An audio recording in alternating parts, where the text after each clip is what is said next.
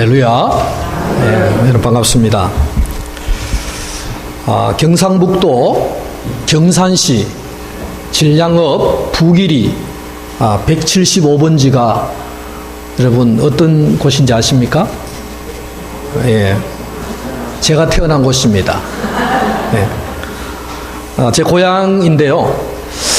저희 집이, 제가 태어난 곳이 원래 집이 동네 한 중심에 있습니다. 그러다 보니까 이웃집이 많아요. 우리 집은 이제 들어가려면 골목으로 들어가서 골목 안에 이렇게 집이 있어요. 옛날에는 이제 골목 안집이 좋다 해서 그렇게 이제 집을 샀는데, 그 집이 중앙에 있다 보니까 이웃집이 굉장히 많아요. 여러분, 중국이 이웃하고 있는 나라가 엄청나게 많죠. 중국의 국경과 맞대어 있는 나라들이 수없이 많잖아요. 그런 것처럼 제 고향집도 우리 집이 있고 주변에 이렇게 붙어 있는 집이 5가정이 있습니다. 그러니까 우리 이웃집이 5집이 있다는 얘기예요. 그 중에 제가 들어가는 이제 골목으로 들어가다가 제일 가까이 있는 첫 번째 이웃집이 있습니다. 거기에는 제가 어릴 때부터 이웃 아주머니, 이렇게 우리 어머니 친구 되시는 분이 사셨는데, 연세가 드셔서 이사를 가시고, 제가 고등학교 2학년 때인지 1학년 때인지 낯선 분이 타지에서 이사를 한 분이 오셨습니다. 시골이다 보니까 뭐 누가 어떻게 산다는 것 너무 동네가 다 아는 그런 동네인데, 새로 이사를 오셨습니다. 제가 성함은 기억을 못하는데 그 성은 오씨라는 것만 제가 알고 있습니다. 그런데 이 집은 이제 아저씨와 또 자기 부인과 또 아들 둘 데리고, 그때 아들이 초등학교 아마 3학년, 4학년쯤 되는 걸로 아는데 이사를 오셔가지고 아주 단란하게 살아가는 그런 가정이었습니다. 아저씨는 이제 가까운 회사에 직장에 나가시고, 아주머니는 이제 미장원에 이렇게 일하시는 이제 그런 분이었습니다. 그리고 두 아들은 이제 공부하고는 상관없이 정말 신나게 잘 노는 이제 그런 두 아들이 있었습니다. 어쨌든 가정이 행복해 보였고 괜찮아 보이는 그런 가정이었는데요. 어느 날 갑자기 청천벽력 같은 소식이 들렸습니다. 왜냐하면 갑자기 아주머니가 정발이 된 겁니다. 아주머니가 없어져 버렸어요. 아저씨도 자기 부인이 어디로 갔는지 몰라요. 아이들도 자기 엄마가 어디로 갔는지 몰라서 이게 하여튼 행방이 묘연하게 되었는데, 그렇게 집을 나가가지고 제가 28살에 살다가 나왔는데 그때까지 아주머니가 돌아오지 않았습니다. 제가 나중에 결혼하고 이후에 들은 소문에 의하면 10수년이 지나서 아주머니가 돌아왔다는 거예요. 돌아왔는데 어느 날 아저씨에게 전화 와서 내가 어디에 있는데 나를 데리러 오라. 그래서 아저씨가 가서 그 10수년 만에 그냥 아주머니가 초등학생 아들 둘을 버리고 남편을 버리고 가버렸는데, 이제 이 아이들이 대학생이 되어 있고 하나는 이제 졸업하고 직장인이 되어 있을 정도로 장성을 했는데, 그때 아주머니가 돌아온다고 전화를 했다는 겁니다. 나중에 들리는 소문에 의하면 이 아주머니는 미장원에서 어떤 아저씨를 만나서 춤바람이 나가지고 춤추러 다니다가 결국은 그 아저씨와 함께 가출을 해서 집을 나가버린 거예요. 그리고는 10수년 만에 이제 그 따라갔던 아저씨와 헤어지고 다시 이제 본 남편에게로 돌아오겠다고 연락이 와서 아저씨가 가서 데리고 왔습니다. 아마 지금도 제 고향에 가면 그 부부가 살고 있습니다. 그 부부가 지금도 그 아이들과 함께 이제 살고 있습니다. 그런데 제가 이제 궁금한 것은 그 아저씨 입장입니다. 아저씨는 굉장히 착한 사람이에요. 굉장히 착하고 그 아주머니가 집을 나간 이후에도 초등학생 아들 둘을 데리고 열심으로 살아오시고 한눈 한번 팔지 않으시고 열심히 그냥 가정을 잘 지켜온 이제 그런 아저씨인데, 그런 아저씨가 이제 과거에 아내 되었던 분이 전화 와서 데리러 오라고 할 때 데리러 간 거예요. 그래서 데리러 왔는데, 제가 뭐 그 아저씨를 그 이후에 만난 적이 없지만 궁금한 것은 그거예요. 아저씨가 데려올 때 어떤 말을, 첫 말을 무엇을 했을까? 10수년 만에 자기 아내를 만났을 때 무슨 말을 했을까? 그게 제가 궁금해졌어요. 그리고 데려오면서 어떤 말을 하고 데려왔을까? 데려오면서 둘이서 무슨 말을 했을까? 그게 제가 물어보지는 못했지만 상당히 궁금했습니다. 여러분 같으면 어떤 말을 할 것 같습니까? 왜 집 나갔었노? 말라고 나갔었노? 뭐 여러 가지 궁금한 게 많지 않습니까? 그런데 하여튼 그게 제가 궁금을 했습니다. 어쨌든 그 오씨 아저씨는 그 가정을 뭐 해체하지 아니하고 기다렸다가 그 아내를 다시 맞이했다는 사실입니다. 제가 호시아서를 읽어보면 호시아도 좀 그런 것 같죠. 자기 아내가 자기를 버리고 집을 나가버렸습니다. 그리고 인신매매단에게 팔려가지고 또 완전히 다른 집에 노예로 끌려가 버렸습니다. 그런 노예를 향해서 노예가 된 자기 아내를 음녀가 되어버렸는데, 하나님께서는 호시아에게 네가 가서 돈을, 노예 이제 몸값을 지불하고 그 아내를 다시 데려와서 살아라, 이렇게 이제 하나님이 호시아에게 명령을 했습니다. 여러분, 호시아는 선지자인데 기분이 얼마나 상했습니까? 얼마나 기분이 나쁘겠습니까? 여자가 타락하고 완전히 그냥 타락해서 노예가 되어버렸는데 그것도 비싼 몸값을 지불하고 데리고 와서 살아라고 하니까 하나님을 향한 아마 원망의 마음이 상당히 있었지 않았겠는가, 그런 생각을 해보게 됩니다. 하지만 하나님께서는 이 호시아의 이야기를 통해서 그 이스라엘 백성들에게 그 호시아의 마음이 바로 내 마음이다, 나를 떠나버린 이스라엘 백성들을 향한 하나님의 마음이 그 오시 아저씨의 마음이고 호시아의 마음이다. 그 집 나간, 나를 버리고 나간 사람을 돈을 갖다 주면서 데리고 와서 살아야 될 그 처참한 마음이 누구의 마음이냐? 하나님이 나의 마음이다. 그렇게 하나님의 마음을 오늘 우리에게 알리시는 방법이 바로 호시아 선지자를 통해서 이렇게 알리고 계신다는 것입니다. 오늘 1절 말씀을 한번 보시기 바랍니다. 1절 말씀에 보시면 이렇게 말씀을 하죠. 여호와께서 내게 이르시되 이스라엘 자손이 다른 신을 섬기고 건포도 과자를 즐길지라도 여호와가 그들을 사랑하나니. 여러분, 오늘 이 말씀을 보면 하나님이 제일 싫어하는 10계명의 제1계명이 다른 신을 섬기는 겁니다. 다른 신을 섬기는 것을 하나님은 가장 싫어하는데, 오늘 이 이스라엘 자손들은 뭐 했습니까? 다른 신을 섬겼어요. 다른 신을 섬겼어요. 또 뿐만 아니죠. 거기 보면 건포도 과자를 즐길지라도, 이 건포도는 한마디로 말해서 세상이 주는 달콤한 맛입니다. 세상이 주는 맛. 그러니까 세상에 푹 빠져있고 신은 다른 신을 섬길지라도 하나님은 그 백성을 뭐 하신다고요? 사랑하나니. 도대체 무슨 하나님이, 이런 하나님이 있는가, 그런 생각을 우리가 할 수가 있습니다. 여러분, 이 말씀의 뜻이 뭘까요? 하나님은 그냥 우상을 섬겨도 좋고 다른 잡신을 섬겨도 좋고 네가 세상 문화에 빠져서 타락해도 좋고 나는 무조건 너를 사랑해, 이런 하나님이냐? 우리가 자칫하면 오해할 수가 있습니다.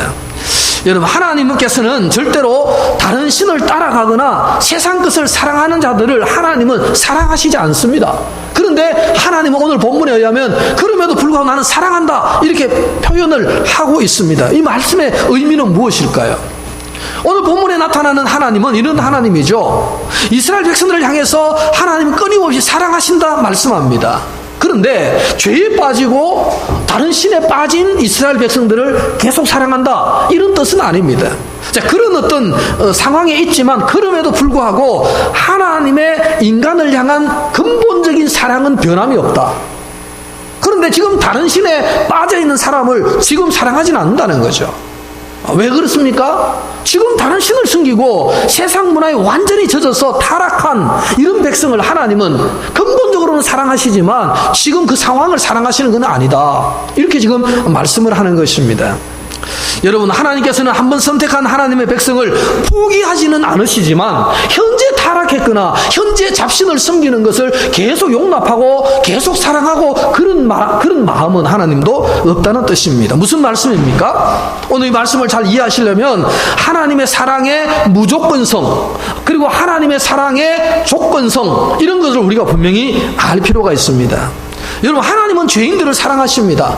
모든 죄인을 사랑하십니다. 이것은 뭐냐? 하나님의 사랑의 무조건성입니다. 하나님 이유 없이 사랑하십니다. 모든 죄인을 사랑하십니다. 그런데 하나님의 사랑을 받기 위해서는 그 하나님의 자녀들이 하나님의 사랑 은혜 안에, 하나님을 사랑을 받을 수 있는 자리 안에 머물 때 하나님은 사랑하신다는 거예요. 이거는 하나님의 사랑의 조건성이다, 이렇게 말할 수가 있습니다. 여러분, 쉽게 말해서 이런 것입니다. 누구든지 하나님의 사랑과 축복을 받으려면 받을 만한 자리에 와야 된다는 것입니다. 그 자리에 없으면 사랑을 받을 수가 없다는 거죠. 뭐 더 쉽게 예를 들면 이런 거죠. 지금 북한이 굉장히 가난하잖아요. 유엔에서 가끔 이제 북한이 겨울이 되면 유엔에서 구호품을 보내죠. 자, 유엔에서 구호품을 보내면 북한 공산당원들이 그걸 받습니다. 받아서 이제 홍보를 하죠. 우리 만약에 사정동이라면 오늘 오후 뭐 3시부터 4시까지 서부일동 동사무소 앞으로 나오시는 분들에게는 겨울 담요와 내복을 한 벌씩 드립니다. 그렇게 광고를 했어요. 그런데 그 중에 어떤 분은 이제 와서 그걸 받아갔습니다. 근데 어떤 사람은 그 자리에 안 오는 거예요. 안 오고 집에 있으면서 왜 이래 안 주노? 아무리 성질을 내도 받을 수가 없는 거예요. 왜 그렇습니까? 그 자리에 오라고, 그 자리에 오면 준다고 광고를 했는데 오지 않았는데 어떻게 주느냐 이거죠. 하나님의 사랑을 이렇게 하면 준다라고 약속을 하셨는데 그 자리에 있으면 받을 텐데 그 자리에 없이 딴 데 있으면서 왜 사랑하지 않습니까? 사랑을 왜 주지 않습니까? 라고 말해도 소용이 없다는 것입니다. 더 쉽게 말하면 뭐 이런 예를 들 수 있겠죠. 요즘 충청도가 굉장히 가물잖아요. 지금 가물어서 날아가면 그 난리도 아니죠. 제가 지난주인가요? 운문댐을 가봤습니다. 청도에. 가보니까 물이 그냥 거의 뭐 한 3분의 1, 4분의 1 정도 수준밖에 물이 없어요. 얼마나 밑으로 많이 내려갔는지 저수지 용량이 굉장히 물이 적다는 것을 보게 되었습니다. 자, 그런데 요즘 충청도에 보니까 뉴스에 보니까 뭐 복지시설 아니면은 뭐 노인 요양시설 이런데 물을 많이 사용하잖아요. 빨래를 많이 돌려야 되고 뭐 급식도 많이 해도 목욕도 시켜야 되고 물을 많이 쓰는데 이제 그런 데는 물이 없으니까 소방차가 가서 이제 급수를 해주는 거예요. 그런데 소방차가 이제 급수를 하는데 큰 시설에는 소방차가 가서 직접 해줍니다. 그런데 동네 가정에는 집집마다 소방차가 가가지고 바게트 대rak 해놓고 줄 수는 없잖아요. 그러니까 이제 광고를 하죠. 동네에는 오늘 우리 사정동에는 오후 2시에 이제 급수를 합니다. 바게트를 들고 오십시오. 그러면 물을 들고 갈 준비를 해서 와야 되는데 오지를 않는 겁니다. 오지를 안 해놓고 저녁 때 돼가지고 막 화를 내면서 왜 정부는 물을 갖다 주지 않는가? 다 줬죠. 자기가 안 왔잖아요. 여러분, 하나님의 사랑은 무조건적으로 사랑하신다고 말씀을 하셨어요. 자, 그런데 하나님은 그 안에 하나님의 은혜와 사랑을 받을 만한 자리에 있는 자들에게 사랑을 주신다는 거예요. 세상 신을 섬기고 세상 문화에 타락에 빠져 있는 사람을 하나님은 계속 사랑하신다고 말씀하지 않습니다. 하나님의 사랑을 받을 자리에 오는 자들에게 하나님은 사랑을 주신다. 이렇게 말씀을 하시는 것입니다. 여러분, 교회도 부흥을 해야 됩니다. 교회가 부흥해야 된다고 계속 얘기하는 교회는 교회가 부흥하지 않은 교회예요. 그렇죠? 부흥이 지금 일어나는 교회는 부흥을 계속 얘기하지는 않을 거 아닙니까? 근데 하여튼 교회가 부흥되지 않는 교회는 계속 부흥을 외치게 되는 것입니다. 자, 부흥이 필요하다는 것이죠. 자, 그런데 부흥을 해야 된다라고 말은 하는데 그러면 계속 하나님 부흥을 주세요. 하나님 우리 교회 부흥하게 해주세요. 정호 씨 머리를 머리로 조명을 끄시네요. 머리가 커가지고 부흥을 계속 얘기합니다. 그런데 부흥에 방해가 되는 교회 안에 있는 문제는 제가지 않고 계속 부흥만 달래요. 하나님 부흥 줄 수가 없는 거예요.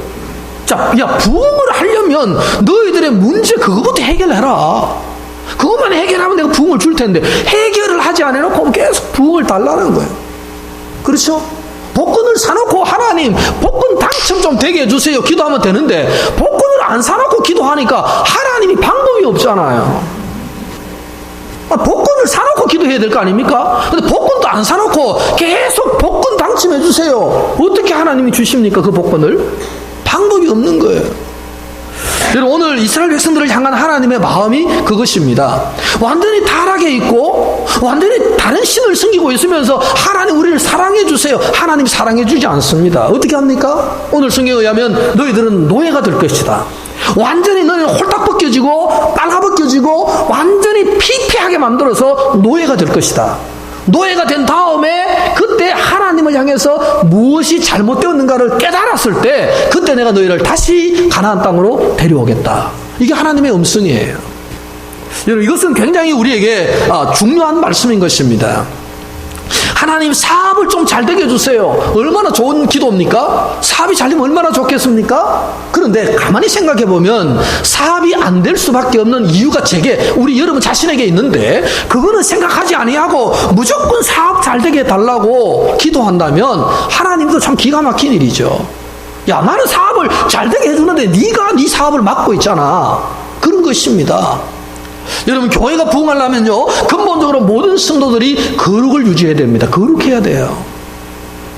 여러분이 거룩성이 없는데 하나님이 교회에 부흥을 주면 그건 오히려 저주가 될 수도 있는 것입니다. 그래서 우리가 하나님 앞에 정결해지고 거룩할 필요가 있는 것입니다. 하나님의 뜻이 무엇인가를 늘 생각하고 우리의 문제를 끊임없이 제거해 나갈 때, 그러면서 기도할 때 하나님은 원인을 해결했기 때문에 은혜를 부어주실 수 있다 말씀을 하는 것입니다. 경산에 요즘 프랜차이즈 가게 중에서 피자의 땅이라는 게 여러분 있죠? 우리 백천동에서 맨날 시켜 먹었는데요. 그 피자의 땅 사장이 이제 옛날에, 지금은 좀 달라진 것 같은데, 옛날에 이제 제가 자랐던 부림교회 그 목사님 아들하고 장로님 아들 둘이가 동업을 해가지고 이거를 이제 하거든요. 근데 그 전에 옥산동에 여기 있었어요. 옥산동에 피자의 땅이 처음으로 이제 경산에 들어올 때 거기에 있었는데, 그 피자의 땅을 이제 가게를 개업한 집사님을 제가 개인적으로 잘 압니다. 이분이 대구투자금융이라고 아주 이렇게 정권회사에 아주 고위직에 있었습니다. 그런데 IMF가 와가지고 이 금융회사가 다 무너졌어요. 그때 이제 이렇게 명퇴를 당했습니다. 명예퇴직을 당했습니다. 그러니까 젊은 나이에 뭐 40대 초반에 회사에서 명퇴를 당해가 나와 있으니 뭐를 해야 되겠나, 할 일이 없는 거예요. 그러다가 이제 어느 날 보니까 정부에서 이제 이 창업 자금을 대출하는 기관이 있는데 거기에서 직원을 뽑는 거예요. 이제 그건 계약직이죠. 뭐 1년 아니면 2년씩 계약직인데 월급도 얼마 되지 않습니다. 자기가 과거에 다녔던 회사의 대구투자금융에 의하면은 비하면은 4분의 1 정도 수준밖에 월급을 안 주지만 놀면 뭐 하겠나 이거지. 배운 거는 뭐 그거밖에 없으니까 이제 금융이니까 지원을 했는데 이제 합격을 했어요. 그래서 2년 동안 그 회사에서 일을 합니다. 정부 기관에서. 일을 하는 게 뭐냐면 돈을 대출해 주는 거예요. 계속 대출해 줍니다. 그런데 2년 동안 자기가 대출을 많이 이렇게 해줬는데, 창업 자금을 대출을 해줬는데, 횟수가 제일 빨리 잘 되는 게 피자의 땅이라는 회사가 계속 그거는 대출만 해주면 몇 개월 안에 다 횟수가 되더라 이거지. 그래가지고 이 사람이 바로 사표를 내고, 자기가 이거는 무조건 하면 되는 거구나. 그래서 자기가 이제 사표를 내고 그걸 여기서 시작한 거예요. 근데 잘 됐습니다. 잘 되니까 너무 재밌잖아요. 그래가지고 몇 년 하다가 이제 제 고향 후배들한테 이제 팔아 넘긴 거예요. 자기는 또 지산 건물에 가가지고 또 피자의 땅을 새롭게 기업을 했어요. 너무 잘 되는 거예요. 잘 되다 보니까 언제가 제일 잘 되느냐? 주일날이 제일 잘 되는 거라. 주일날 제일 많이 시켜 먹잖아요. 그러니까 주일이 너무 잘 되는 거예요, 장사가. 그러니까 집사님 부부가 그냥 주일날도 뭐 예배, 일부 예배, 옛날에 제가 다녔던 교회 일부 예배가 있으니까 일부 예배, 아침 7시 예배 잠깐 드리고는 교회 일은 다 뒷전이고 그냥 장사에 매진을 하는 거예요. 장사는 잘 됐을까요? 안 됐을까요? 계속 잘 돼요. 그러니까 두 딸이 하나는 무용을 하고 발레를 하고 하나는 뭐 미술인가 하는데 다 서울로 유학 보내서 엄청난 돈으로 공부도 훌륭히 잘 시켰어요. 그러니까 뭐 가정은 근데 경제적으로는 뭐 여유가 있고 뭐 그렇게 열심히 하여튼 사는 분이었어요. 철두철미한 스타일의 사람이거든요. 그런데 제가 며칠 전에 2주 전인가요? 우리 교회에서 여교역자 협의회를 했습니다.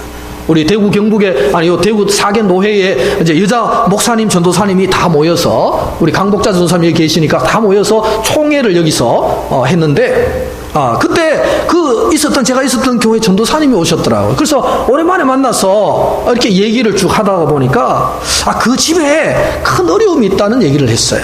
무슨 어려움이냐? 제가 밥을 먹으면서 물어보니까 얼마 전에 딸이 2명이 있는데 1명이 죽었대요.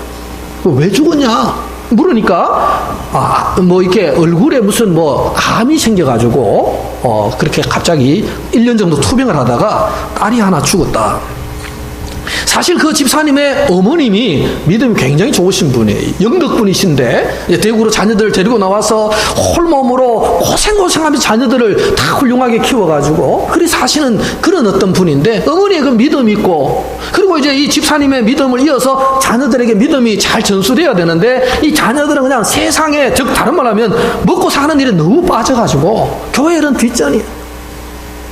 그동안 10수년을 이제 이 가게를 하면서 바쁘니까 교회 일은 할 여력이 없는 거죠. 그래서 친구들은 다 장로님 되시고, 여자 그 친구분들은 다 권사님 됐는데 2분만 아직 집사님이에요. 장사 열심히 한다고. 자, 그런데 제가 그 소리를 딱 듣는 순간에 딱 깨달아지는 게 있어요. 하나님께서 뭔가를 하셨구나. 여러분, 하나님이 그 집에 저주를 했다 이런 생각은 제가 하지 않습니다. 그러나 하나님께서 그 집이 왜 그래 돼서 그렇게 돈도 잘 벌고 가정이 무난하고 예배 안 드린 것도 아니고 일부 예배 열심히 드리고 했는데 왜 그렇게 어려운 일이 그 가정에 일어났을까? 하나님은 절대로 그 어머님의 기도, 그 가문을 그냥 둘 수 없다는 거예요. 즉 다른 말로 하면 하나님이 사랑하지 않은 가정이면 내버려 둘 수 있습니다. 뭐 마음대로 살아버리라. 그런데 하나님이 정말 사랑한다면, 사랑하는 가정이라면 하나님은 뭔가를 메시지를 주실 수 있다. 여러분, 뭐 그 가정에 제 이야기를 소문내면 큰일 납니다만은 하여튼 제 생각에는 그렇습니다. 하나님이 그 가정을 정말 사랑하시는구나.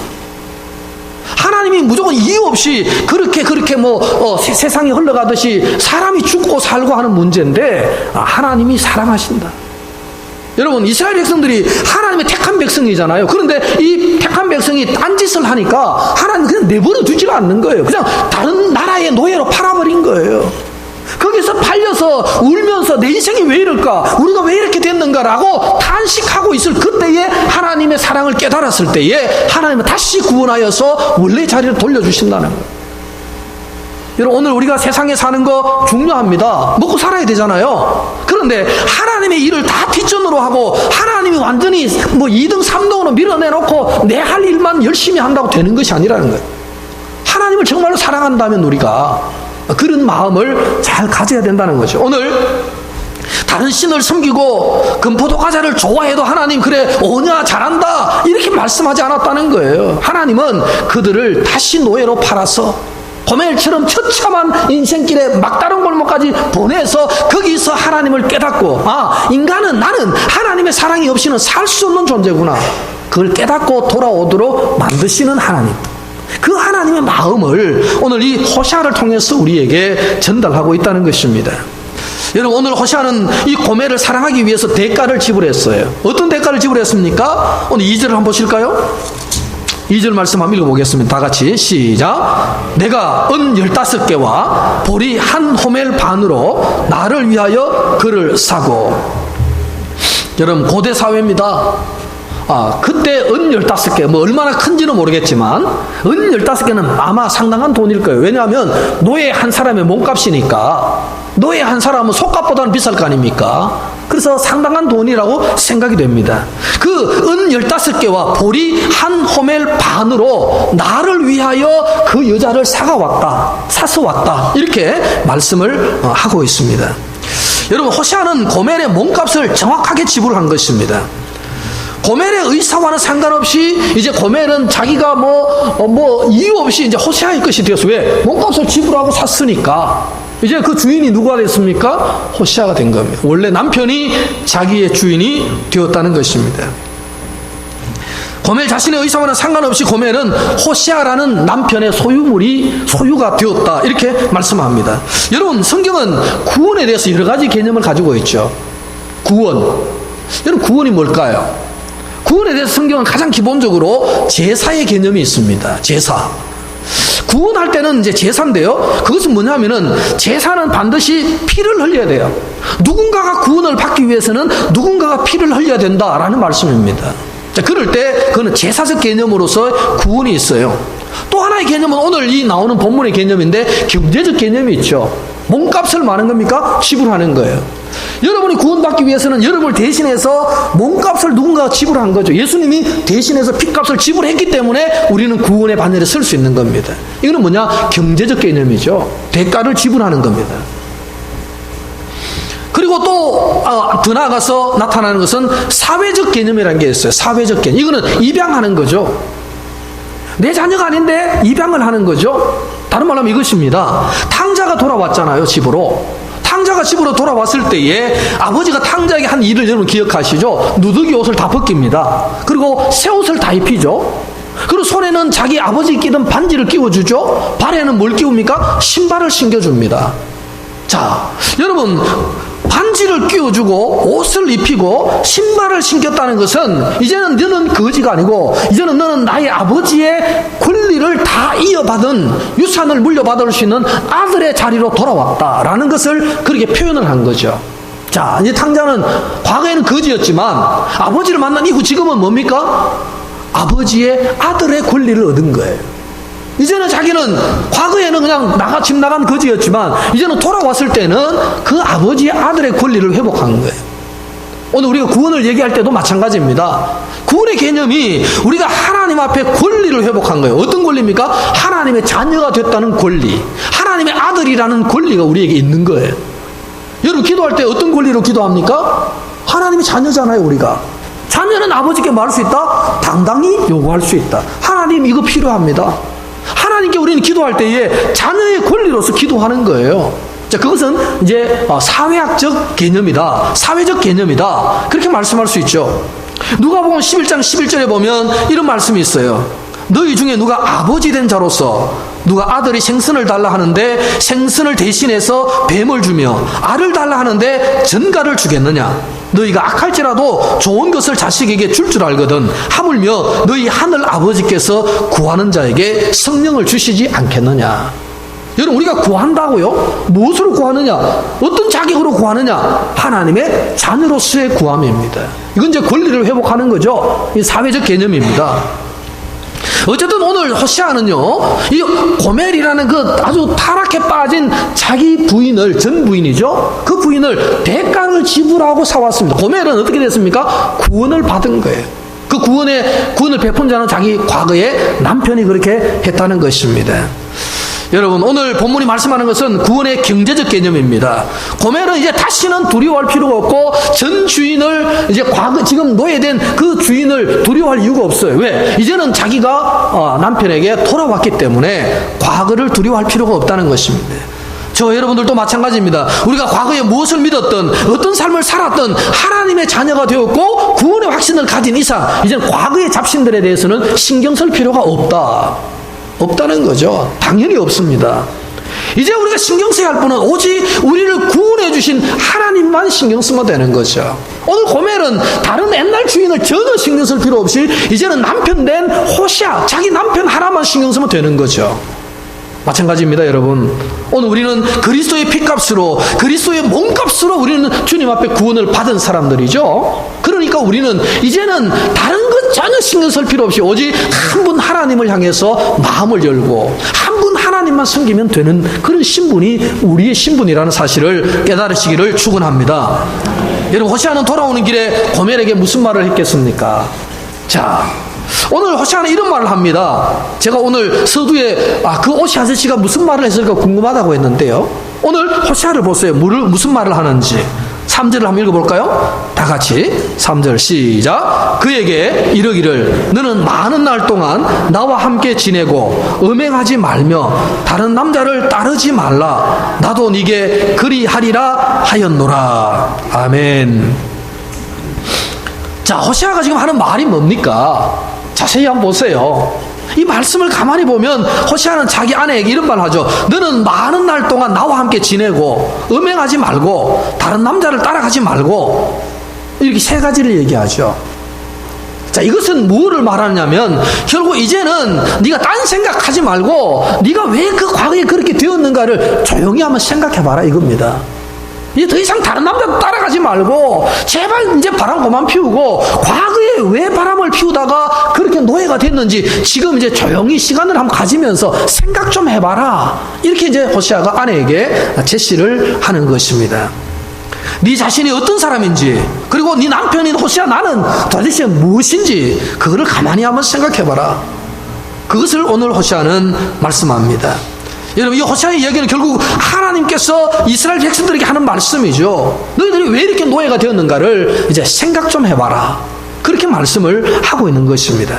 자, 4절 한번 읽어볼까요? 4절 시작. 이스라엘 자손들이 많은 날 동안 왕도 없고 지도자도 없고 제사도 없고 주상도 없고 에봇도 없고 드라빔도 없이 지내다가 자 5절 1절 보세요. 5절 처음에 보고 그 후에 이스라엘 자손이 돌아왔어 이렇게 말씀하죠.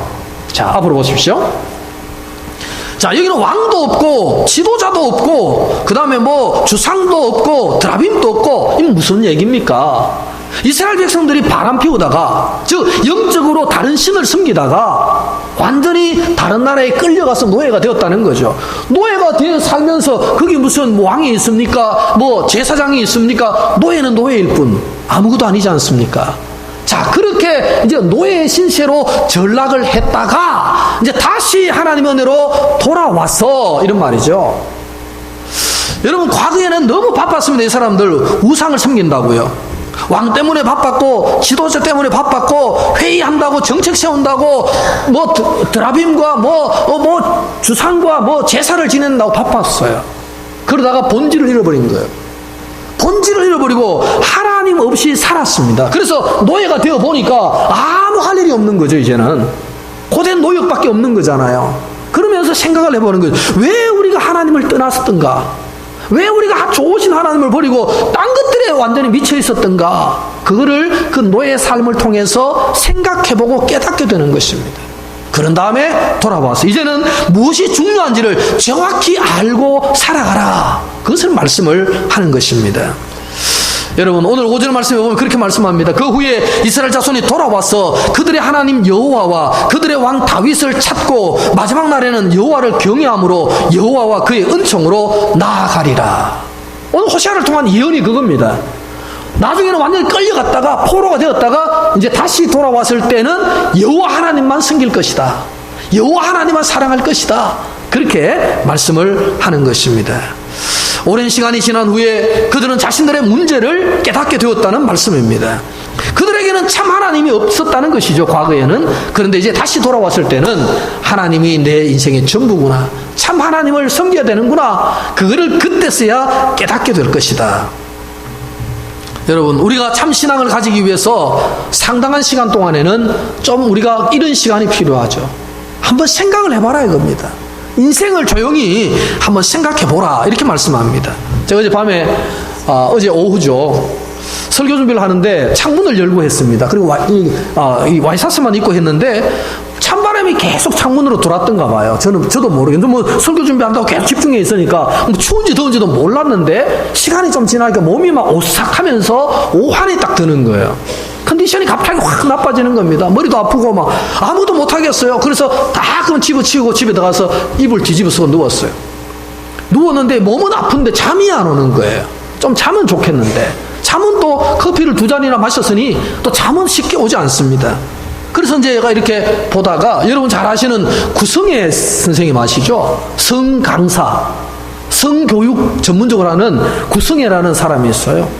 그분의 이제 강의를 이렇게 스마트폰으로 이제 검색을 쭉 하다가 하나를 발견했는데, 제가 뭐 성이 궁금해서 그걸 한 건 아닌데, 그 사람의 이제 그 강의 중에서 이 산티아고를 갔다 온 간증을 하는 게 있어요. 우리 지금 이영모 목사님 작년에 갔다 오셨고, 유 목사님 지금 이제 마치고 지금 며칠 전에 이태리에 계신다고 제가 저한테 카톡을 보냈던데요. 그 산티아고를 이분은 자기 남편과 자기 아들과 3사람이 갔대요. 그러니까 작년이죠. 원래 강의였으니까 작년에 자기가 갔대요. 6월에 가서 6월 달에 가서 6월 말에 가서 8월 초에 마쳤던 거예요. 하여튼 35일을 이 프랑스에서 출발해가지고 이제 이 산티아고까지 스페인을 완전히 가로질러서 이제 갔다 온 거예요. 여러분도 오늘 시간 나면 집에 가서 한번 보세요. 구승혜 선생님의 산티아고 치면은 나옵니다. 그래서 그분이 1시간 동안 그 이제 간증을 쭉 하는 거예요. 그래서 자기가 갈 때는 정말 고생했다는 거죠. 우리 경상도 말로 개고생한 거예요. 발에 물집 터지는 거는 아무것도 아니에요. 그게 800km라면서요? 800km를 35일 동안 걸어가는 거예요. 아무 생각 없대요. 뭐 생각이 뭐 하나님 생각 이런 거 없대요. 그냥 아무 생각 35일 동안 걸어가는데 오늘 웃자면 저까지 내가 살아서 갈고 이 생각밖에 없다는 거예요. 배낭을 자기 아들은 11kg, 남편도 11kg, 자기는 8kg 메고 이제 걸어가는데요. 이 배낭의 무게가 천근만근 같고요. 가는데 너무너무 힘이 든다는 거죠. 근데 그때는 몰랐대요. 고생을 하면서 뭐 다리 아프고 막 정말 35일 동안 800km를 걸어가야 되니까 그것도 뭐 산과 들과 바람뿐인 그 길을 계속 간다는 거예요. 아무 생각이 없대요. 그런데요, 갔다 왔는데 아마 어제 그 강의를 간증을 할 때가 한 6, 7개월 좀 지났을 때입니다. 자기가 6, 7개월 지나니까 그때 그 갔다 온 게 막 엄청나게 힘이 된다는 거예요. 갔다 온 게. 그러니까 그 산티아고를 걸어갔던 그 경험이 자기 삶에 그냥 엄청난 동력이 되어가지고 어떤 어려움도 극복할 수 있을 만큼의 그런 마음의 긍정이 생겼다는 거예요. 야, 근데 그때 그렇게도 살았는데 하여튼 그때 그 어떤 느낌이 살아서 지금 어떤 어려움도 지금은 막 쉽게 넘어갈 수 있는 만큼 마음에 동력이 막 생겼다는 거예요. 저는 그 이유를 안 가봐서 제가 모르겠어요. 무슨 어떤 감정인지는 모르겠는데 제가 이제 졸면서 자면서 들어보니까 이제 그런 얘기였어요.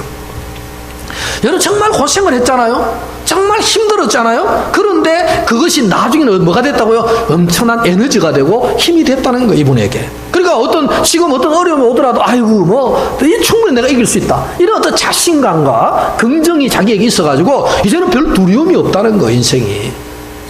그 얘기 속에 이제 딱 한 가지 제가 기억나는 게 그거예요. 자기가 걸어가는데 산티아고를 가는데 이제 가다 보면 무덤이 있다는 거예요. 무덤이 있는데 그 중에 한 무덤을 이렇게 보면은 사람 신발 2짝 있고 사람 벗어놓은 옷이 이렇게 걸려있대, 무덤에. 그래서 지나가면서 이렇게 보면 그 사람이 거기 죽은 거예요. 산티아고를 가다가 죽은 거예요. 자, 가다가 죽었는데 어떤 사람들이 거기 왔느냐 하면 예를 들어서 말기암 환자, 시한부 인생을 사는데 당신은 20일밖에 못 삽니다. 근데 그러면 이 사람은 나는 거기 걷다가 죽겠다는 거죠. 그래서 실제로 걷다가 죽었다는 거예요, 거기서. 그 사람들 거기 묻어놨다는 거예요. 그 사람 신발하고 그 사람 옷을 이렇게 그거를 이렇게 자기가 한 번씩 생각이 난대요. 그러니까 인생을 뭘 생각하는 거죠? 인생의 마지막을 생각하는 거예요. 사람의 한계가 무엇이며 하나님은 누구시며 내 인생은 어디서 와서 어디로 가는가? 내 인생은 언제 끝날 것인가? 그 어떤 삶의 문제를, 궁극적인 문제를 자기가 고민하게 됐다는 거예요. 여러분, 제가 왜 이런 말씀을 드립니까? 우리가 너무 인생에 빠져서, 세상에 빠져서 허겁지겁 살다 보면은 어느 순간에 우리가 죽음을 맞이한다는 거예요. 그럼 하나님은 그걸 원치 않는다는 거죠. 네가 그렇게 살지 말고 하나님이 나를 집중하고 내가 너와 무슨 관계가 있으며 네 인생은 나하고 어떤 관계가 있는지를 생각하면서 살아가라는 거죠. 하나님 없이 살지 말라는 거예요. 하나님 없는 인생 살지 말라는 거죠. 하나님과 함께, 하나님과 더불어 그분의 뜻을 발견하고 물으면서 살아갔다면 너가 고멜처럼 저렇게 팔려가는 인생은 안 됐을 거 아니냐. 다시 돌아왔을 때 인생을 잠잠히 생각해라. 사랑하는 성도 여러분, 오늘 하나님께서 이 고멜의 이야기를 통해서, 호시아의 이야기를 통해서 우리에게 주는 도전은 그것입니다. 우리 인생은 과연 무엇인가? 우리 인생은 과연 어디서 와서 어디로 가는데 지금 나는 무엇을 하고 있는가? 무엇 때문에 나는 허겁지겁 살고 있는가? 생각해 보라는 것입니다. 알게 모르게 뭔가의 노예가 되어서 끌려가는 인생은 아닌가? 내 인생은 오직 돈 하다가 그냥 돈의 노예가 되어버린 건 아닌가? 나는 일 하다가 그냥 일의 노예가 되어버린 건 아닌가? 나는 자식 하다가 자식의 노예가 되어버린 건 아닌가? 과연 나는 무엇의 노예처럼 살고 있는가를 다시 한번 생각하면서 원인을 제거하고 돌아와서 하나님과의 관계를 다시 생각하면서 인생을 새롭게 출발하라. 고멜은 완전히 타락한 인생이었고 완전히 노예가 되어버린 음녀였지만 다시 호시아의 은혜를 통해서 돌아왔을 때 이제 고멜을 당신은 새로운 인생을 살아야 한다. 그것을 우리에게 도전하고 말씀하는 것입니다. 사랑하는 성도 여러분, 우리는 과연 어디서 와서 어디로 가고 무엇을 위해 살고 있는지 이 시간 한번 생각해 보시며 이번 한 주간도 정말로 내 인생은 무엇의 노예인가? 하나님의 노예인가? 세상의 노예인가를 잘 생각하셔서 하나님의 자녀로서의 권리를 당당히 누리시면서 승리하시며 살아가는 그런 저와 여러분 되시기를 간절히 축원합니다. 기도하겠습니다. 은혜로우신 하나님 아버지, 감사합니다. 우리는 때로는 하나님을 배반하고 세상과 짝하여서 세상이 좋다고 금포도 과자를 즐기며 살았던 우리의 모습을 깨닫게 해주시니 감사를 드립니다.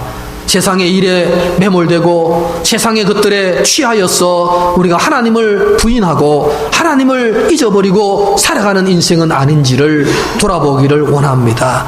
이제 우리 마음을 하나님께로 집중하게 하시고 돌아온 고멜처럼 내가 왜 그랬던가를 다시 한번 회개하며 주님과 더불어 승리해 갈 수 있는 인생 되도록 은혜를 부어 주옵소서. 예수님의 이름으로 기도드리옵나이다. 아멘. 455장 찬양하겠습니다.